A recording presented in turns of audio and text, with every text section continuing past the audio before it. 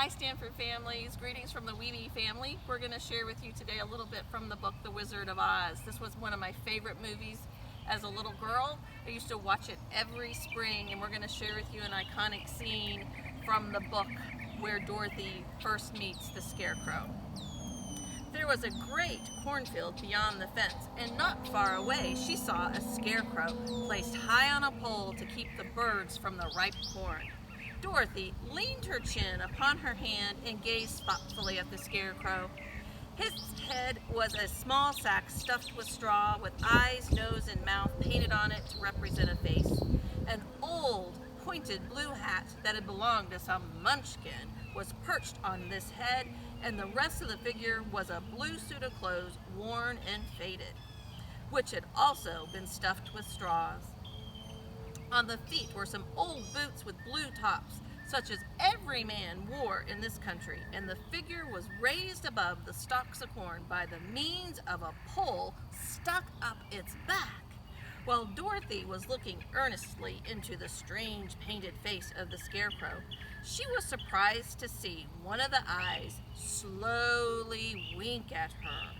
She thought she must have been mistaken at first, for none of the scarecrows in Kansas ever wink.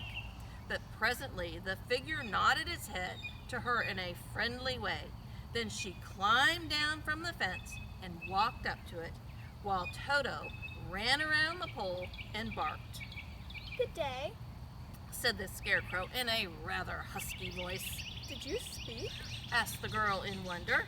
"Certainly," answered the scarecrow. "How do you do?" "I'm pretty well, thank you," replied Dorothy politely. "How do you do?" "I'm not feeling well," said the scarecrow with a smile. "For it is very tedious being perched up here night and day to scare away crows." "Can't you get down?" asked Dorothy. "No, for this pole is stuck up my back. If you will please take away the pole, I shall be greatly obliged to you." Dorothy reached up both arms and lifted the figure off the pole, for, being stuffed with straw, it was quite light. "Thank you very much," said the scarecrow when he had been set down on the ground. "I feel like a new man." Dorothy was puzzled at this, for it sounded strange to hear a stuffed man speak and to see him bow and walk along beside her. "Who are you?" asked the scarecrow when he had stretched himself and yawned. "And where are you going?" "My name is Dorothy, said the girl. and I am going to the Emerald City to ask the Great Oz to send me back to Kansas." "Where is the Emerald City? He inquired. Who is Oz?" "Why, don't you know?" She returned in surprise. "No, indeed. I don't know anything. You see, I'm stuffed, so I have no brains at all." He answered sadly. "Oh, Said Dorothy. I'm awfully sorry for you." "Do you think, He asked. if I go to the Emerald City with you, that the Great Oz would give me some brains?" "I cannot tell, She returned. but you may come with me, if you like. If Oz will not give you any brains, you will be no worse off than you are now." "That is true. Said the scarecrow. You see, He continued confidentially. I don't mind my legs and arms and body being stuffed, because I cannot get hurt. If anyone treads on my toes or sticks a pin into me, it doesn't matter, for I can't feel it.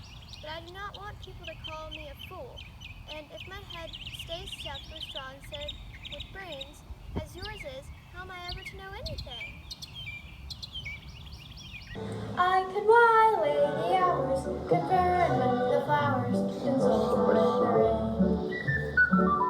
And my head I'll be scratching while my thoughts are busy hatching, if I only had a brain. I'd unravel every riddle for any individual in trouble or in pain. With the thoughts you'd be thinking, you could be another Lincoln if you only had a brain. Oh, why, to tell you why, the ocean's near the shore. I could think of things I never thought before, and then I'd sit and think some more. I would not be just a nothing, my head all full of stuffing, my heart all full of pain. I would dance and be merry, life would be a ding